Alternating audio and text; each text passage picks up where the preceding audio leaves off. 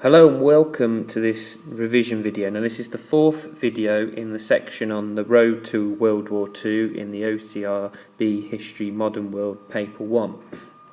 Now we've been looking at the idea of appeasement, and the main part we've looked at when it comes to appeasement in action was the Munich Agreement of September 1938, which is where Britain and France agreed to give Hitler what he wanted, and what he wanted at the time was the Sudetenland, which is on the frontier between Germany and Czechoslovakia. But we have to be asking, as historians, well, why did they choose to follow this course of action? Why did they choose appeasement?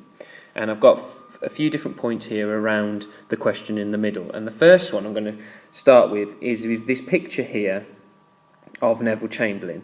Now, after Munich, he came back home, and as soon as he came off the plane in Britain, he was greeted with rapturous applause and crowds of people. And straight away he had a conference in front of everybody, as you can see in the picture, and declared, holding up a piece of paper that he had from Hitler about agreement with Sudetenland and how there would not be a war. And he declared straight there and then, peace in our time. Now, it's gone down in history as like the biggest gaffe of ever, because a year later the war happened and World War II started, a year after he said peace in our time. But we have to be thinking, in September 1938, at the end of 1938, this is what people wanted. They wanted peace. They didn't want another war. Everyone around at the time could still remember fresh in their minds World War I and the horrors of that war. Many in the government could remember World War I and the impact it had on their country and the amount of lives that were lost because of the war. Many young people were very anti-war. The Labour Party at the time were extremely anti-war, saying they should be spending more at home rather than abroad in foreign policy. And so when Chamberlain returned home and had this agreement from Hitler, that's why he was treated like a hero, because a lot of people in Britain did want peace and they did not want war, which is why Chamberlain himself followed the policy of appeasement. Chamberlain himself had been told by his intelligence services that if there was another war, it would be perhaps even worse than World War I. More civilians would be involved due to the new technologies, and there'd be a much higher death toll and much higher amounts of destruction. So in his mind, he wanted to avoid war at all costs. And many people back home celebrated this and loved him for avoiding war and keeping the peace. Now, another reason why Britain and France decided to follow the policy of appeasement is linked to the quote that was said in the previous video by Neville Chamberlain about, well, why should we go to war over a country that's so far away? And if you look at this map, you've got the United, I know it's a bit blurry, but if you've got the United Kingdom here circled in red, and follow the blue line, is all the way to where the Sudetenland was, which is like on the border between Germany and Czechoslovakia.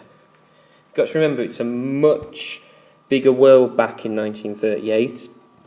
People weren't as aware as we are nowadays with the technologies of internet and television and the media. And the Sudetenland was a brand new little piece of land in a brand new country that really no one in the UK knew anything about or really cared about ultimately, or really cared about, the average man and woman on the street really couldn't probably care less about the foreign policies that were happening in Germany and Czechoslovakia. And so the idea was, look, we could either go to war over this or we can give Germany what they wanted. Now, looking at this map also, lying to the east is, and I'm going to colour it in red, is Russia. The huge, vast amount of land all over here.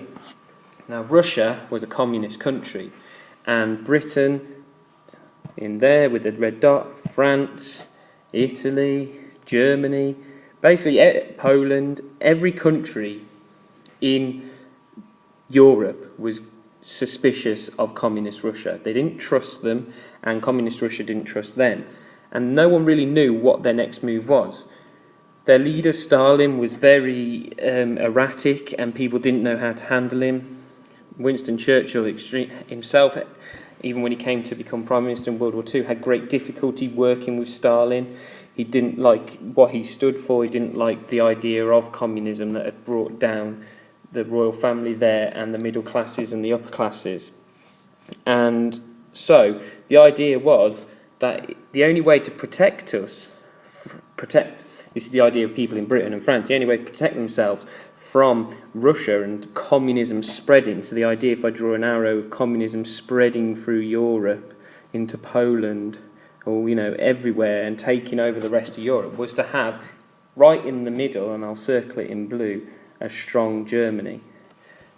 So an argument for why Britain and France followed appeasement was so that they could keep Germany on side, keep it strong, and a defence from the ever suspicious nature of communist Russia. Now, looking at this picture here, as you can see, we've got tanks, we've got soldiers, we've got weaponry built up under the Nazi regime. And in 1935, Hitler had pushed for a huge rearmament programme. And by the time of 1938, when the Munich conference was taking place and debating whether to give the Sudetenland to Germany or not, Germany had one of the biggest armies in Europe. It had one of the strongest ones at the time, and Britain especially was extremely underdeveloped when it came to armaments. In fact, it had followed a huge disarmament program since the end of World War I. So an argument is that the reason Britain especially followed the policy of appeasement was so that it would give itself time to have to compete with this. If they went to war in 1938, in September 1938, which was, remember, exactly a year before World War II actually happened, the belief was that if they went to war then, they'd be annihilated by Germany, that Germany was too strong. And the argument is that they followed that. Another argument is that people just undermined Hitler, that Chamberlain himself, when Hitler said, "Don't worry, I won't do anything else, I won't take anything else apart from the Sudetenland, I've got that now, I've got everything I wanted."